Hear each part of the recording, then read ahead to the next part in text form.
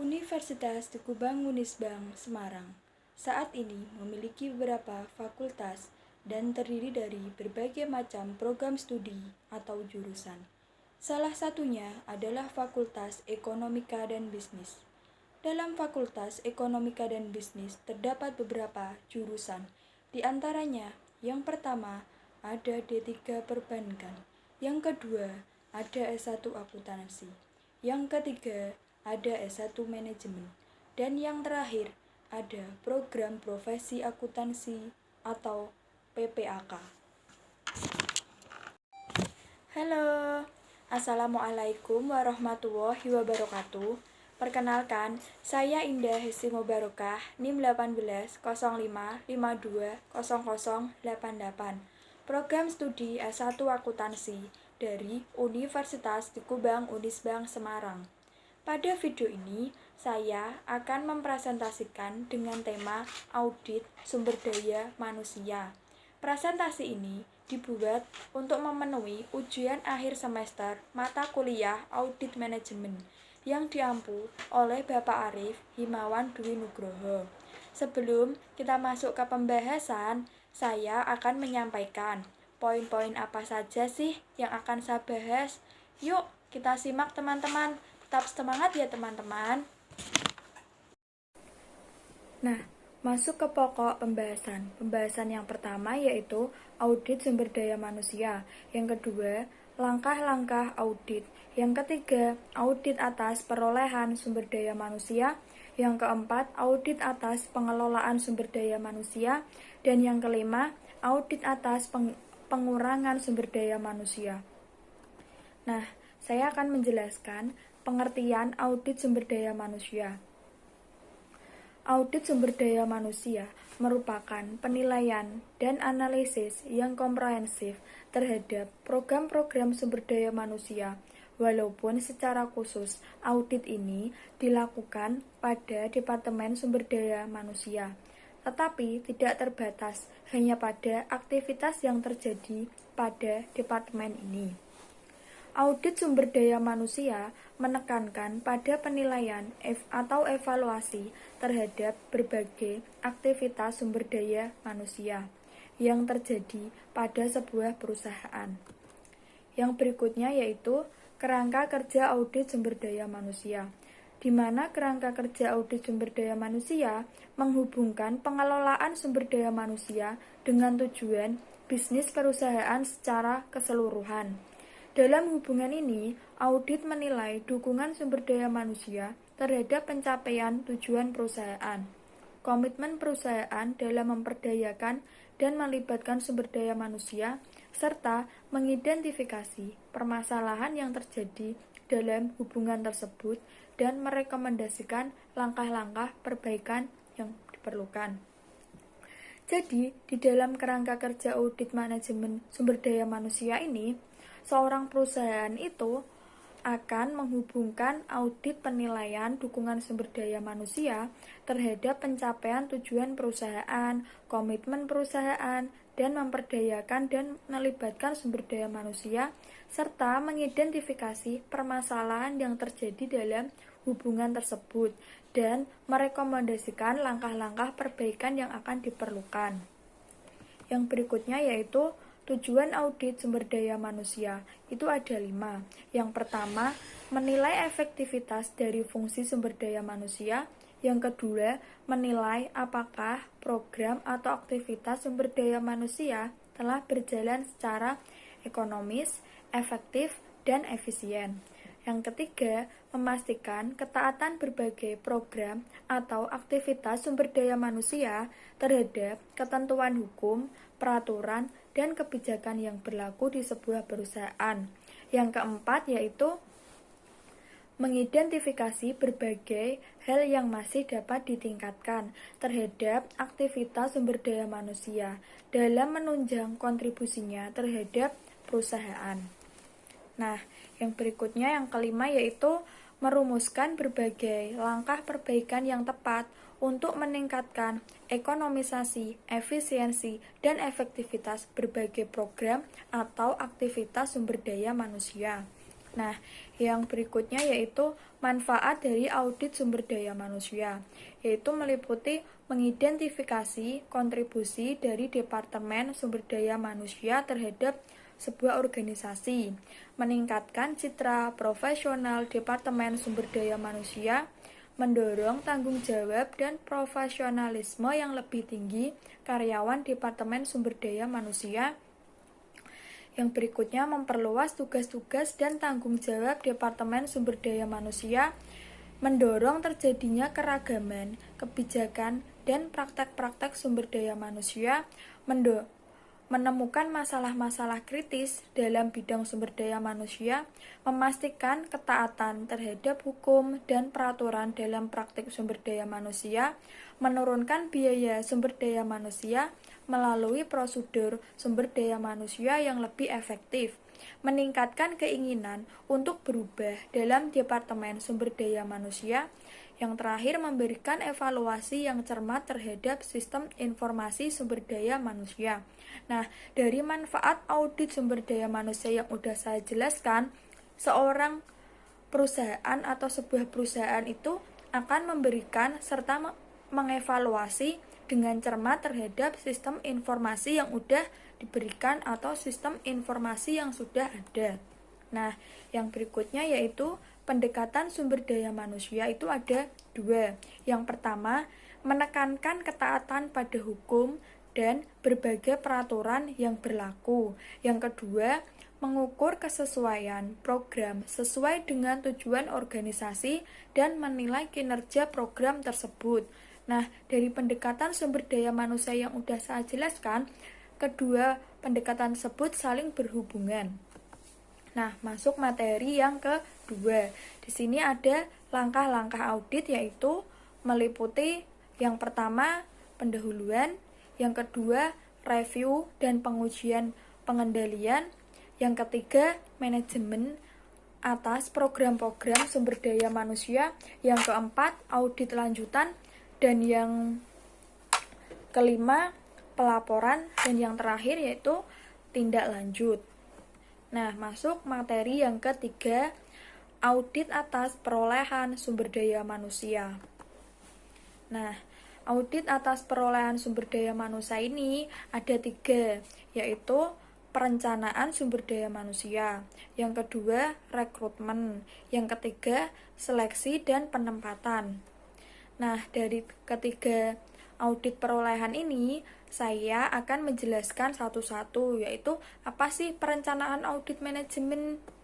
Nah, dari perencanaan audit sumber daya manusia sendiri, itu ada 4. Yang pertama, perencanaan sumber daya manusia merupakan proses analisis dan identifikasi tentang kebutuhan dan ketersediaan sumber daya manusia untuk menyelesaikan berbagai bidang tugas dan tanggung jawab yang harus dikelola perusahaan dalam mencapai tujuannya. Yang kedua, rencana sumber daya manusia merupakan bagian dari rencana strategis perusahaan, di mana rencana ini memastikan kebutuhan sumber daya manusia untuk mengimplementasikan berbagai pencapaian tujuan perusahaan dapat terpenuhi dalam kapasitas atau kualitas dan kuantitasnya yang tepat pada saat diperlukan. Nah, yang ketiga yaitu menjadikan sumber daya manusia sebagai sumber kekuatan bersaing, berarti menempatkan sumber daya manusia berbagai Menjadikan sumber manusia sebagai sumber kekuatan bersaing berarti menempatkan sumber daya manusia sebagai kompetensi inti untuk menempatkan keunggulan bersaing dari perusahaan. Yang keempat, tanggung jawab perencanaan sumber daya manusia pada dasarnya tertera pada seluruh manajer yang membutuhkan sumber daya manusia dan Departemen Sumber Daya Manusia sebagai koordinator yang menangani bidang sumber daya manusia tersebut. Nah, yang berikutnya yaitu lanjutan dari manfaat perencanaan sumber daya manusia. Ada 5, yaitu meliputi yang pertama, perusahaan dapat memanfaatkan secara optimal sumber daya manusia yang sudah ada di perusahaan. Yang kedua, meningkatkan efektivitas kerja. Yang ketiga, meningkatkan produktivitas kerja karyawan. Yang keempat, tersedianya sumber daya manusia yang memenuhi kualifikasi untuk memegang wewenang dan tanggung jawab yang lebih besar di masa yang akan datang. Yang kelima, menyediakan dasar penyusunan program sumber daya manusia bagi fungsi SDM. Nah, dari manfaat perencanaan sumber daya manusia ini, perusahaan itu benar-benar menyediakan SDM untuk memenuhi kualifikasi serta memegang wewenang dan tanggung jawab yang lebih besar di masa yang akan datang. Terus yang berikutnya, rekrutmen, yaitu kegiatan kunci dalam pelaksanaan rekrutmen adalah sebagai berikut, yaitu menentukan kebutuhan jangka pendek dan jangka panjang pada setiap bidang, jenis pekerjaan, dan levelnya dalam perusahaan. Yang berikutnya, terus berupaya mendapatkan informasi tentang perkembangan kondisi pasar tenaga kerja. Yang berikutnya, menyusun bahan-bahan rekrutmen yang efektif, menyusun program rekrutmen yang terpadu berhubungan dengan aktivitas sumber daya manusia yang lain, dan dengan kerjasama antara manajer lini dan karyawan. Yang berikutnya, mendapatkan sejumlah pool atau calon karyawan yang berbobot dan memenuhi syarat. Jadi pada saat rekrut karyawan, jadi perusahaan itu benar-benar menekankan calon karyawannya yang berbobot dan memenuhi syarat, serta mencatat jumlah dan kualitas pelamar dari berbagai sumber dan masing-masing metode rekrutmennya. Yang berikutnya, melakukan tindak lanjut terhadap para karyawan baik yang ditolak maupun yang diterima. Untuk apa? Untuk mengevaluasi efektivitas rekrutmen yang dilakukan. Nah, masih lanjutannya ya teman-teman, yaitu dalam setiap pelaksanaan rekrutmen harus berdasarkan pada prinsip-prinsip sebagai berikut. Nah, di sini saya akan menjelaskan prinsip-prinsip apa aja sih yang digunakan oleh perusahaan ketika merekrut sebuah karyawan, yaitu meliputi kualitas karyawan yang akan direkrut harus sesuai dengan kebutuhan atau kualitas sumber daya manusia yang sesuai. Oleh karena itu, rekrutmen harus berpedoman pada yang pertama, yaitu TOA, analisis pekerjaan. Jadi pekerjaan apa sih yang cocok untuk karyawan tersebut? Yang kedua atau yang B, deskripsi pekerjaan. Dan yang ketiga, spesifikasi pekerjaan. Yang berikutnya yaitu jumlah karyawan yang diperlukan harus sesuai dengan pekerjaan yang tersedia.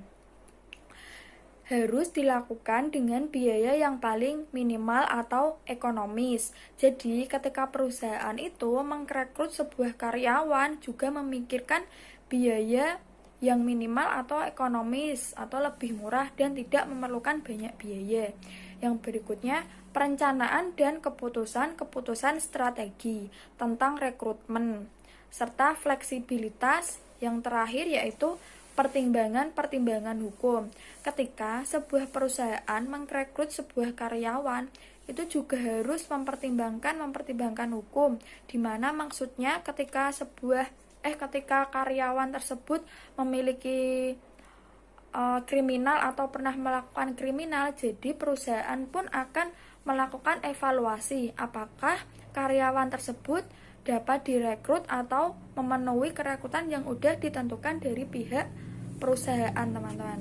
Nah, yang berikutnya yaitu seleksi dan penempatan, di mana seleksi sendiri itu adalah sebuah proses mendapatkan dan menggunakan informasi mengenai pelamar kerja untuk menentukan siapa sih yang seharusnya diterima menduduki posisi jangka pendek atau jangka waktu. Nah, di seleksi ini seorang karyawan juga akan benar-benar meneliti apakah seorang karyawan itu pantas atau tidak untuk diposisikan sebagai job description tugasnya dalam jangka waktu pendek maupun jangka waktu secara panjang. Nah, yang berikutnya penempatan atau placement, di mana berkaitan dengan pencocokan seseorang dengan jabatan yang akan dipegangnya. Jadi, seorang perusahaan itu juga akan mengevaluasi apakah orang tersebut cocok ditempatkan atau di bidang poksinya di bagian itu apa enggak. Terus yang berikutnya seleksi dan penempatan bertujuan untuk menempatkan orang yang tepat pada jabatan pekerjaan yang tepat. Yang berikutnya, pelaksanaan seleksi yang berjalan dengan baik dapat menjamin bahwa perusahaan mempunyai karyawan yang dapat menjalankan tugasnya dengan baik dan menghasilkan produktivitas yang tinggi atau menghasilkan kualitas produk yang dimiliki dari sebuah perusahaan itu. Nah, yang berikutnya kriteria seleksi merupakan karakteristik yang harus dimiliki oleh seorang agar dapat melakukan pekerjaannya dengan berhasil. Sedangkan prediktor adalah indikator-indikator yang dapat diukur dari kriteria seleksi. Jadi, semisal perusahaan itu merekrut sebuah karyawan, juga akan melakukan seleksi karakteristik. Bagaimana sih karakteristik dari karyawan itu dan bagaimana kita melakukan ketika karyawan tersebut melakukan kesalahan. Jadi ada poksinya sendiri gitu loh, teman-teman. Nah, yang berikutnya yaitu tujuan khusus yang dapat dicapai melalui seleksi adalah sebagai berikut. Nah, dari seleksi yang akan dicapai itu meliputi 1.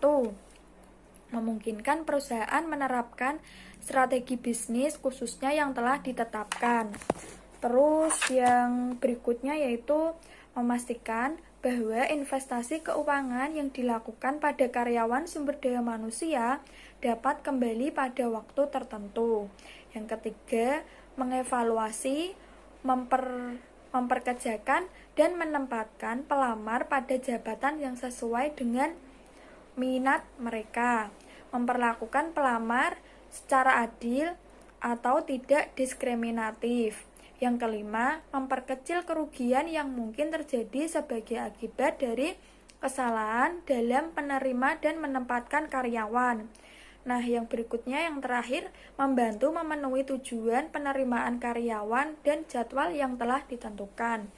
Jadi tujuan khusus yang dapat dicapai melalui seleksi itu seorang perusahaan tidak mau jika pelamarnya itu merasa dirugikan ketika sudah mendapatkan job kerjanya, dan menanyakan kepada pelamar atau calon karyawan poksi apa atau tugas apa sih yang akan dikerjakan oleh karyawan tersebut. Nah, masuk ke materi pembahasan yang keempat, yaitu audit atas pengelolaan sumber daya manusia. Nah, dari audit atas pengelolaan sumber daya manusia itu meliputi pelatihan, pengembangan karyawan, perencanaan dan pengembangan karir. Yang berikutnya penilaian kinerja. Yang berikutnya kompensasi dan balas jasa. Berikutnya keselamatan dan kesehatan kerja. Berikutnya yang terakhir kepuasan kerja karyawan. Nah, dari audit atas pengelolaan sumber daya manusia ini, perusahaan juga memikirkan kesejahteraan dari karyawan tersebut dan balas jasa atas apa yang udah dicapai sama karyawan tersebut. Nah, untuk pelatihan dan pengembangan karyawan yaitu meliputi pelatihan dan pengembangan karyawan bertujuan untuk meningkatkan kemampuan sumber daya manusia dalam melaksanakan tugas dan tanggung jawabnya, baik saat ini maupun di masa yang akan datang. Nah, dari pelatihan dan pengembangan karyawan itu, sebuah perusahaan juga memikirkan apakah apa tujuan dari pengembangan dan pelatihan itu, yaitu meningkatkan kemampuan dari sumber daya manusia atau meningkatkan kemampuan dari karyawan tersebut dalam melaksanakan tugasnya, baik meliputi tanggung jawab baik saat ini maupun di masa yang akan mendatang. Jadi kayak istilahnya simbiosis mutualisme. Jadi perusahaan untung, pihak karyawan juga untung. Nah, yang berikutnya, pelatihan menekankan pada peningkatan keterampilan dan kemampuan sumber daya manusia dalam melaksanakan tugas dan tanggung jawabnya saat ini, sedangkan pengembangan sumber daya manusia lebih menekankan pada peningkatan kinerja sumber daya manusia di masa yang akan datang. Ini yang pelatihan penekanan peningkatan keterampilan ini hampir sama kayak yang tadi saya jelaskan di poin pertama.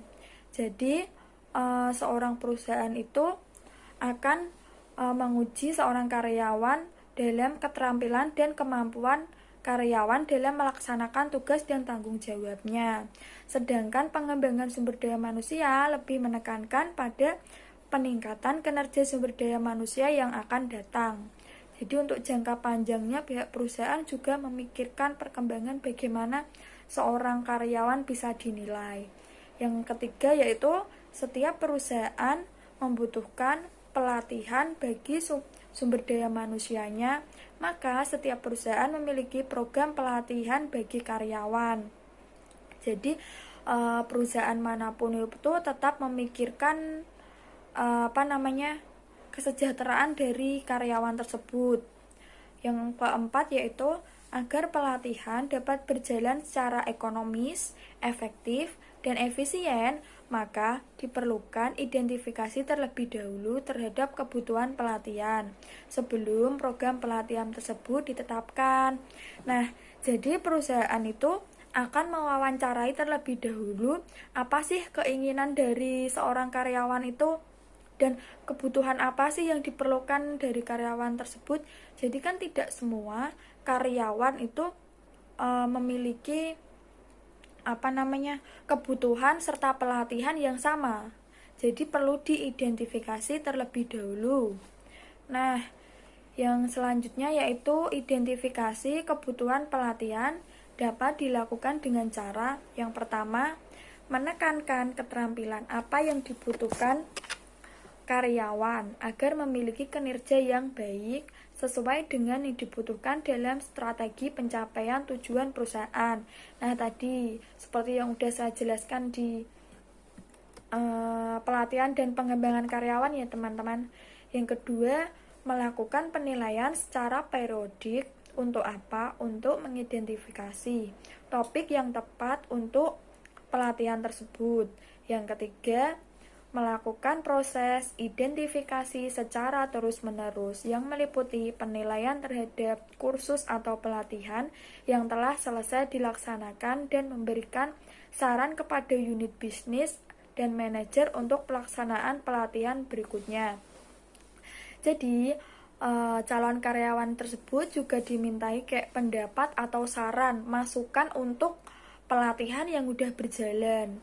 Semisal mungkin ada kurangnya atau bagaimana, nanti bisa dijelaskan. Nah, untuk yang berikutnya, menentukan tolak ukur pada industri yang sama terhadap pelatihan yang dilakukan dan keberhasilannya dalam meningkatkan kinerja karyawan.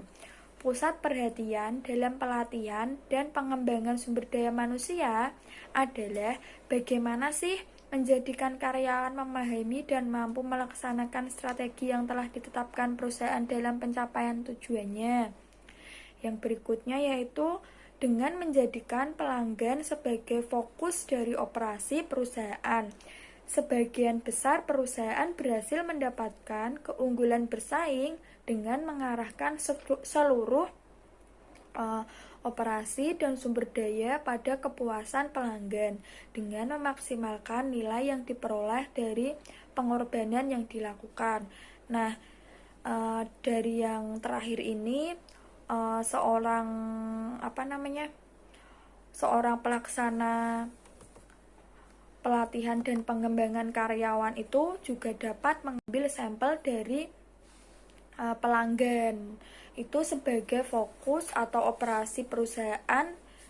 Sebagian besar perusahaan berhasil mendapatkan keunggulan bersaing dengan mengarahkan seluruh operasi sumber daya yang kepuasan pelanggan dengan memaksimalkan nilai diperoleh dari pengorbanan yang dilakukan.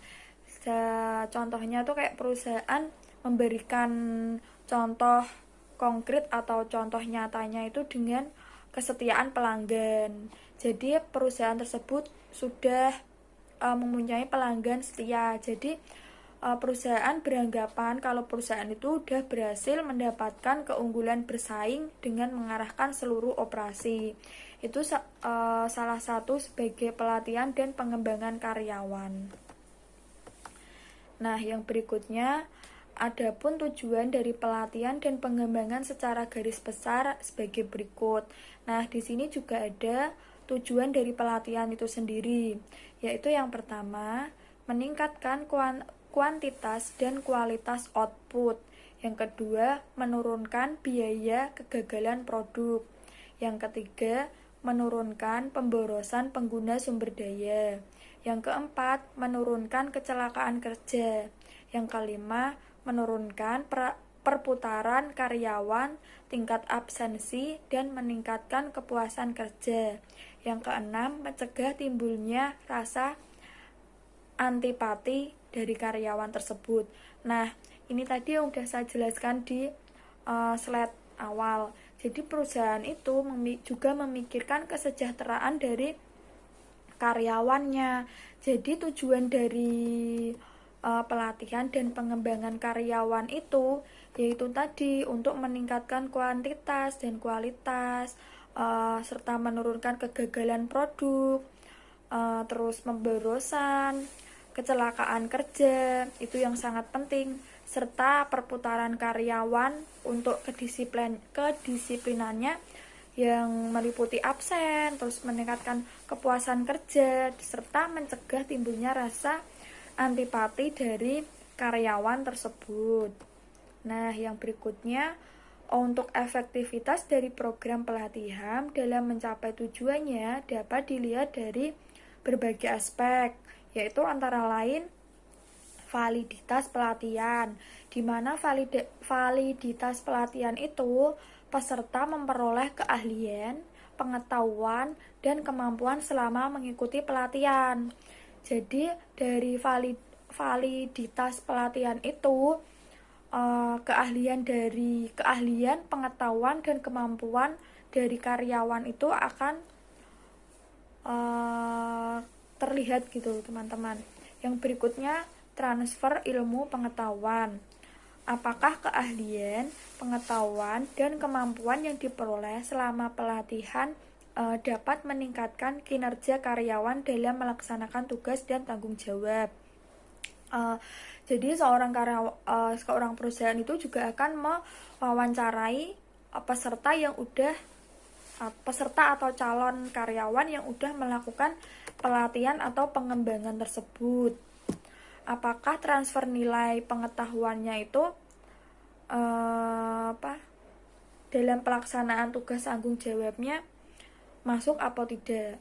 Terus yang berikutnya, validitas interorganisasional. Apakah kinerja yang mengikuti program pelatihan di perusahaan yang sama dapat dibandingkan dengan kinerja kelompok sebelumnya. Yang berikutnya, apakah suatu program pelatihan yang diterapkan pada suatu perusahaan juga berhasil dari perusahaan lain.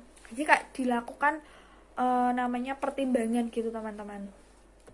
Nah, yang berikutnya yaitu perencanaan dan pengembangan karir, di mana perencanaan serta pengembangan karir ini ada 4, yaitu yang pertama, karir adalah seluruh pekerjaan yang memiliki atau dilakukan oleh individu selama masa hidupnya. Yang kedua, karir merupakan pola dari pekerjaan dan sangat berhubungan dengan pengalaman atau posisi, wewenang, kepatuhan, dan interpretasi subjektif atas pekerjaan dan efektivitas selama masa kerja individu. Nah, yang berikutnya yaitu tujuan karir adalah posisi di masa depan yang ingin dicapai oleh individu dalam pekerjaannya. Yang keempat, pengembangan karir seorang karyawan menunjukkan semakin meningkatnya kemampuan tersebut dalam memegang tugas, wewenang, dan tanggung jawab yang lain yang lebih besar dalam pekerjaannya. Terus yang selanjutnya yaitu hasil suatu penelitian menyimpulkan bahwa kepatuhan karyawan dalam perencanaan dan pengembangan karir itu meliputi hal-hal sebagai berikut, yaitu persamaan karir atau career equity. Yang kedua, kepedulian atasan atau supervisory concern. Yang ketiga, kesadaran akan adanya kesempatan atau awareness of opportunity. Yang keempat, minat karyawan atau employee interest. Yang kelima, kepuasan karir atau career satisfaction. Nah, yang selanjutnya yaitu program perencanaan dan pengembangan karir harus memperhatikan 3 kepentingan pokok. Agar apa? Agar program ini dapat berjalan secara efektif. Ketiga hal tersebut yaitu meliputi yang pertama, perencanaan dan pengembangan karir harus terintegrasi dengan perencanaan sumber daya manusia. Yang ketiga, perencanaan dan pengembangan karir harus diikuti dengan evaluasi yang memadai. Yang ketiga, kebutuhan karyawan. Jadi, dari ketiga program perencanaan atau pengembangan karir yang harus diperhatikan ini, seorang karyawan itu benar-benar harus melakukan perencanaan serta pengembangan karir harus terintegrasi dengan perencanaan sumber manusia yang sudah ditetapkan oleh pihak perusahaan, serta dapat dievaluasi secara memadai, serta kebutuhan karyawan. Jadi, seorang karyawan itu juga akan memikirkan kebutuhan karyawannya. Nah, yang berikutnya yaitu umpan balik karyawan dapat menjadi informasi untuk apa? 1.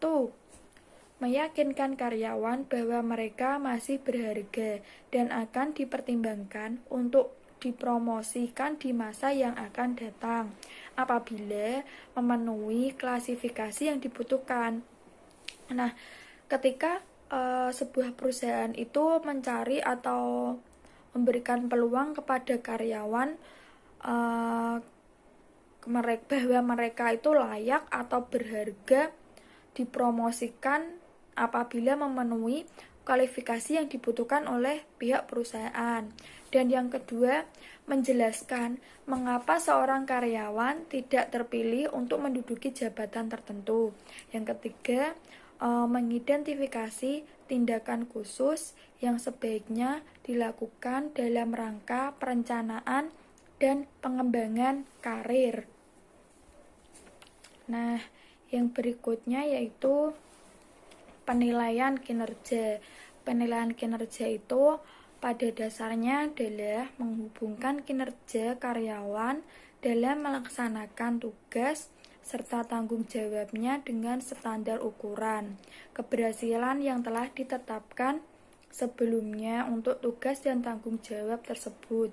Jadi, dalam penilaian kinerja sebuah karyawan itu pada dasarnya itu menghubungkan apakah kinerja karyawan dalam melaksanakan tugas serta tanggung jawabnya itu udah sesuai standar atau ukuran yang diinginkan oleh karyawan atau belum.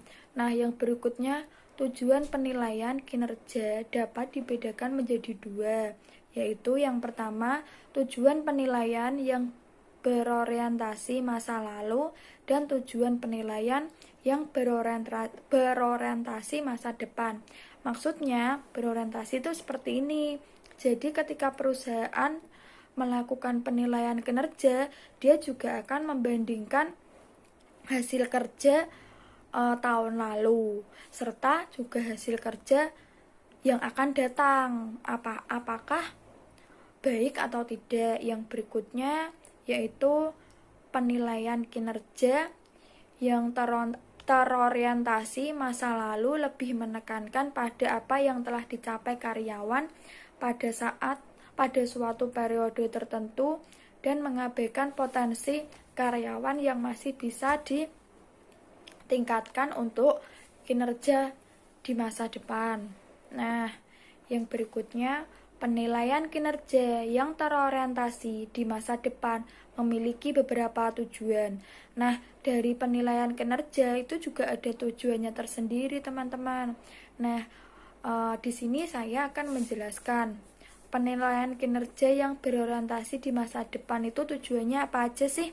Yang pertama, membantu tiap karyawan untuk semakin memahami tentang peran dan fungsinya di dalam perusahaan. Yang kedua, membantu karyawan mengerti kekuatan dan kelemahan dikaitkan dengan peran dan fungsinya di dalam perusahaan. Yang ketiga, meningkatkan rasa kebersamaan antara masing-masing karyawan dengan supervisor. Yang keempat, membantu mempersiapkan karyawan untuk memegang pekerjaan dan jenjang yang lebih tinggi. Yang keempat, menyediakan data karyawan secara berkala. Untuk apa? Untuk pengambilan keputusan di bidang sumber daya manusia.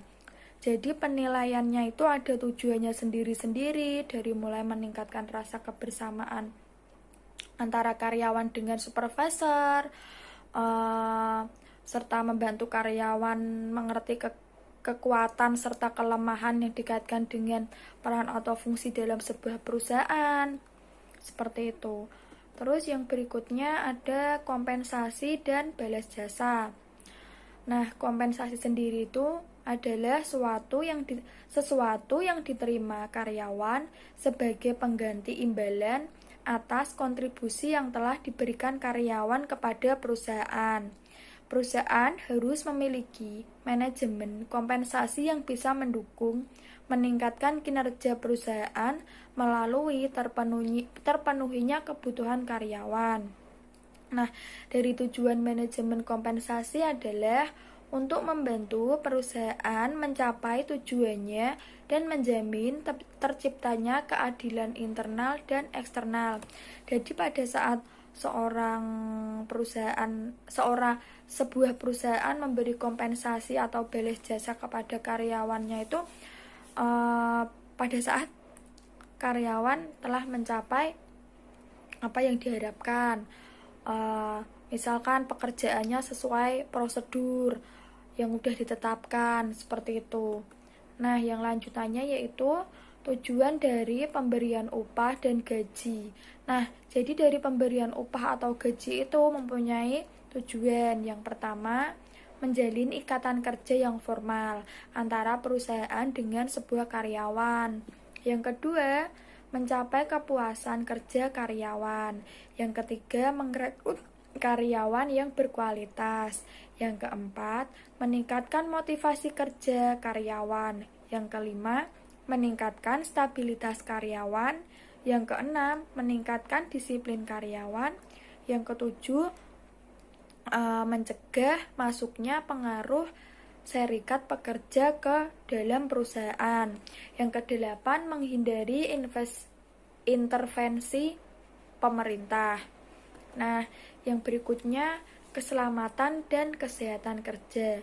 Keselamatan dan kesehatan kerja mengacu pada kondisi fisiologis atau fisik dan fisiologi karyawan yang diakibatkan oleh lingkungan dan fasilitas kerja yang disediakan oleh perusahaan. Yang berikutnya, perusahaan yang melaksanakan program keselamatan dan kesehatan kerja dengan baik secara signifikan dapat mencegah berbagai kecelakaan kerja dan penyakit tertentu pada karyawannya, yaitu meliputi gangguan keselamatan kerja dapat berupa ada 5. Yang pertama, kecelakaan kerja. Yang kedua, penyakit yang diakibatkan oleh pekerjaan. Yang ketiga, kehidupan kerja yang berkualitas rendah.